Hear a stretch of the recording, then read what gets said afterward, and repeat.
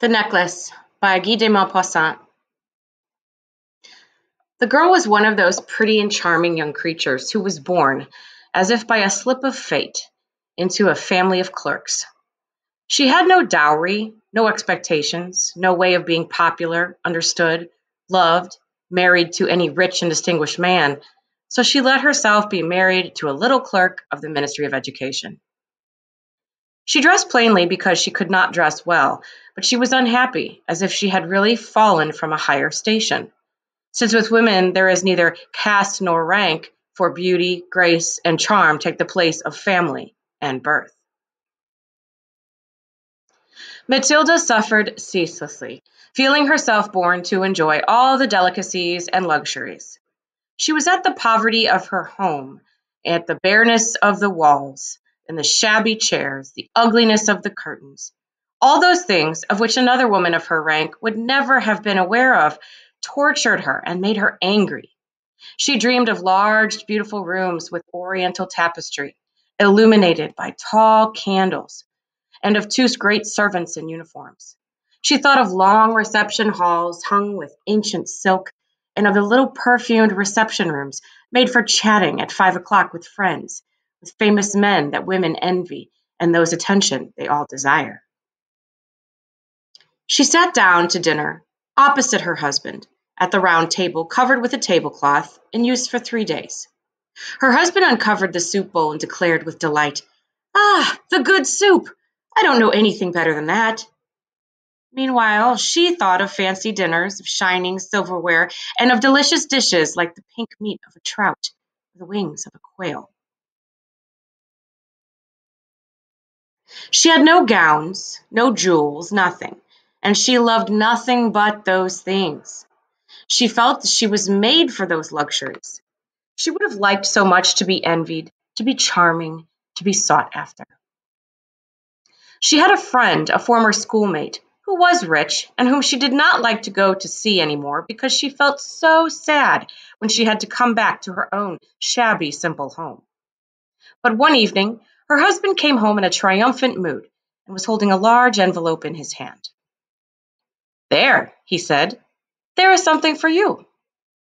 She tore the envelope quickly and pulled out a printed card with these words: "The Minister of Public Instruction and Madame Georges Ramponneau request the honor of Monsieur and Madame Loisel's company at the Palace of the Ministry on Monday evening, January 18th. Instead of being delighted, as her husband had hoped, she threw the invitation on the table angrily, muttering, "What do you want me to do with that?" "Well, my dear, I thought you would be glad. You never go out, and this is such a fine opportunity. I had great trouble getting it. Everyone wants to go. It is very selective, and they are not giving many invitations to clerks.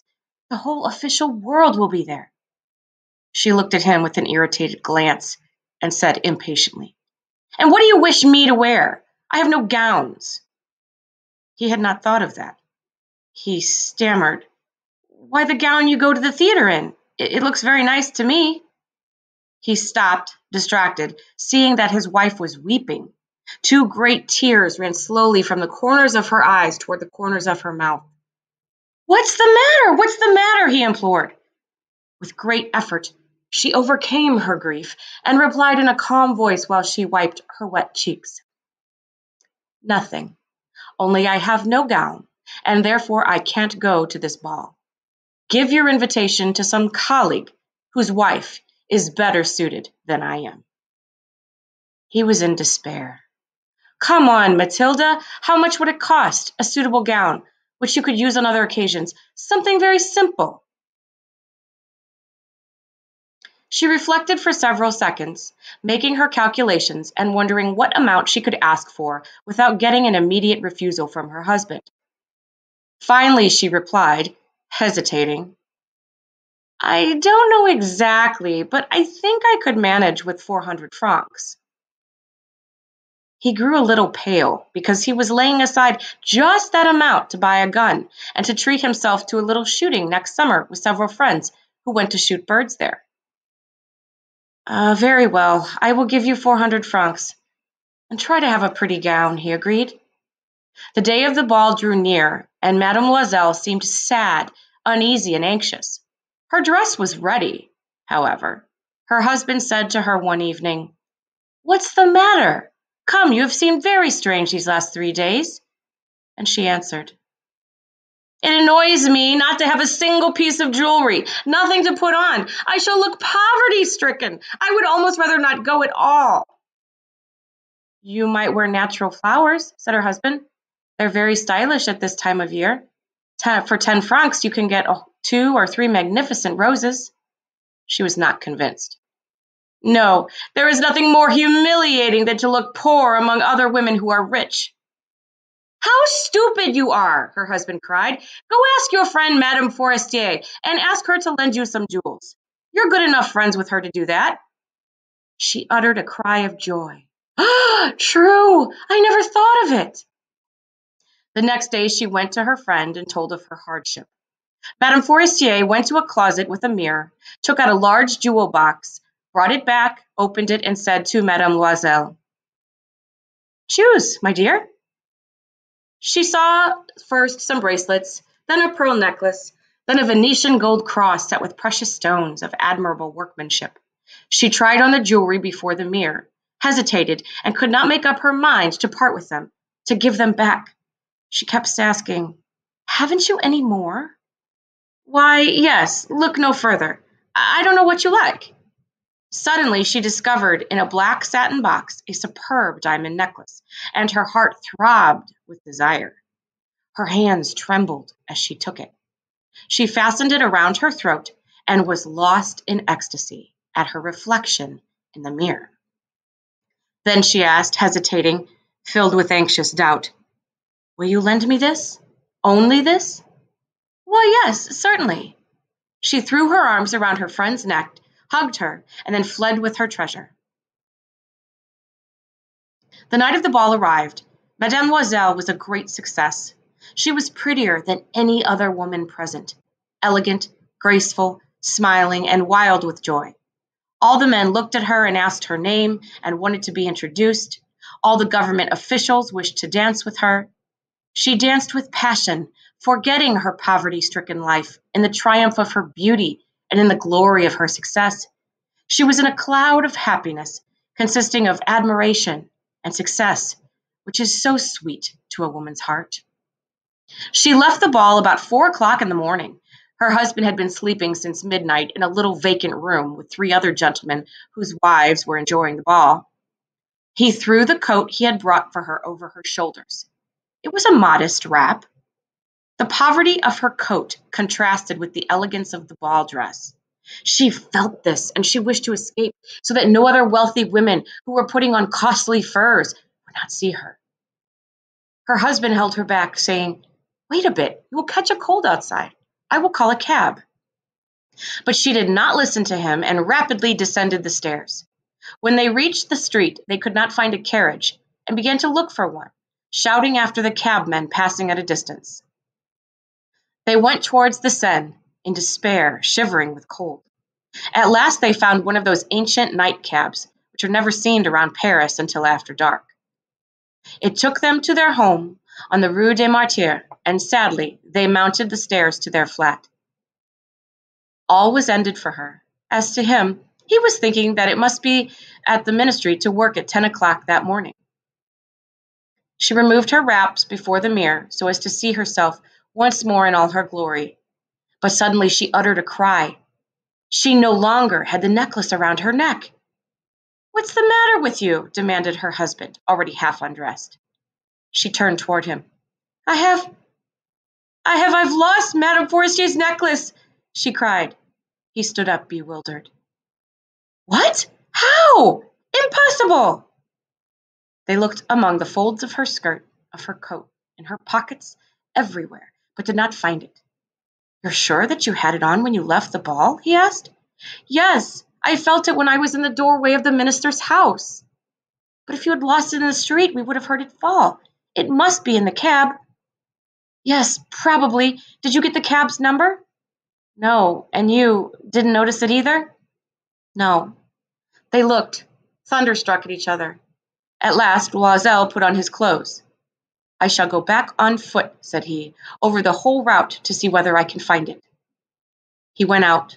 She sat waiting on a chair in her ball dress, without strength to go to bed, overwhelmed, without any fire, without a word.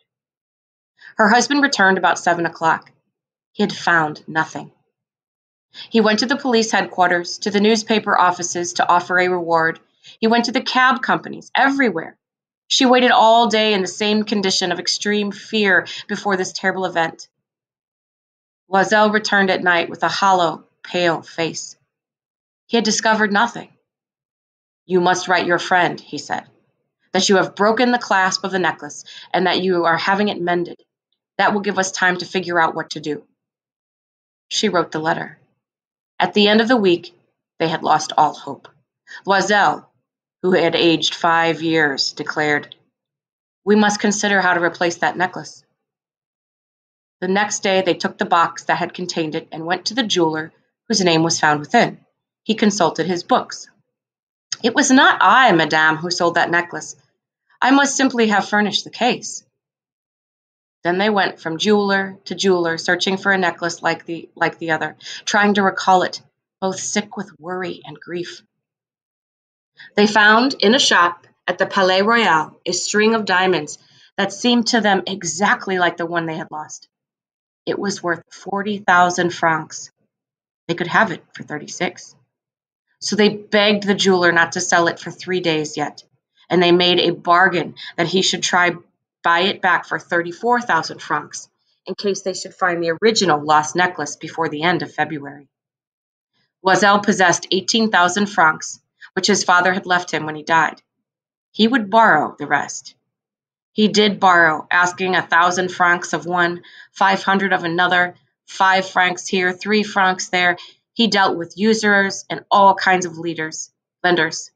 He compromised all the rest of his life, risked signing checks without even knowing whether he could meet them, and, frightened by the trouble yet to come, by the black misery that was about to fall upon him, by the prospect of all the tortures that he was about to suffer.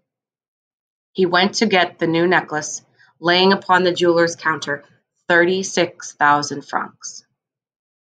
When Madame Loisel took back the necklace, Madame Forestier said to her with a chilly manner, "You should have returned it sooner. I might have needed it."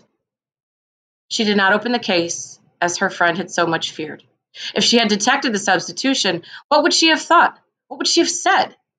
Would she have taken Madame Loisel for a thief? Thereafter, Madame Loisel knew the horrible existence of the very poor. She bore her part, however, with sudden heroism. A dreadful debt must be paid. She would pay it. They fired their servant, they changed their home, they rented an attic space. She came to know what heavy housework meant and the hard work of the kitchen.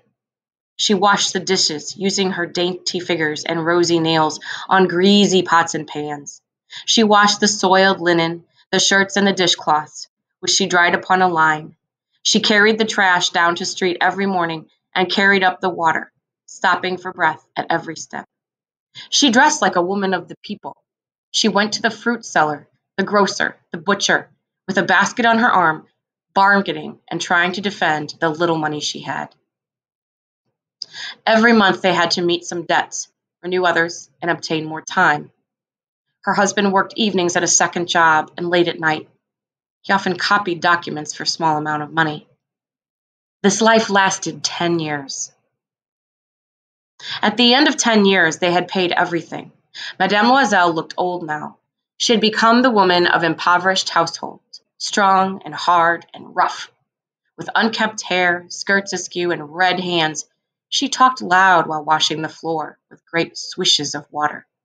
But sometimes, when her husband was at the office, she sat down near the window, and she thought of that beautiful evening long ago, of that ball where she had been so lovely and so admired.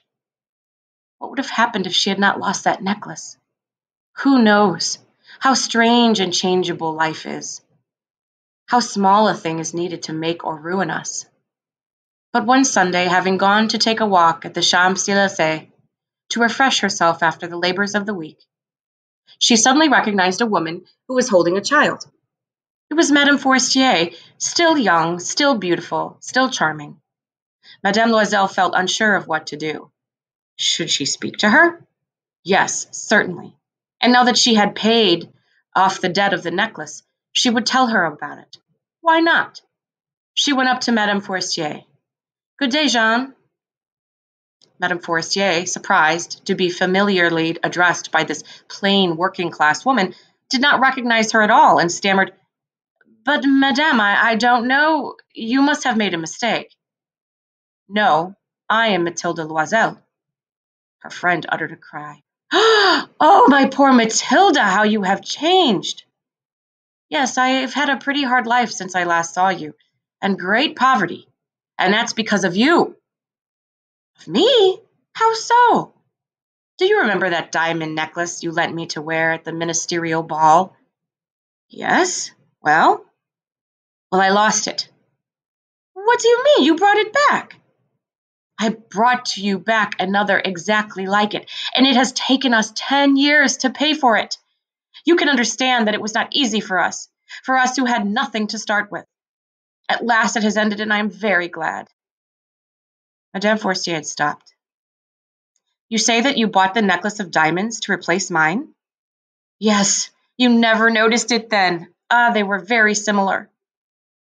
Madame Forestier, deeply moved with emotion, took Madame Loisel's hands. Oh, my poor Matilda, my necklace was fake. It was only worth 500 francs.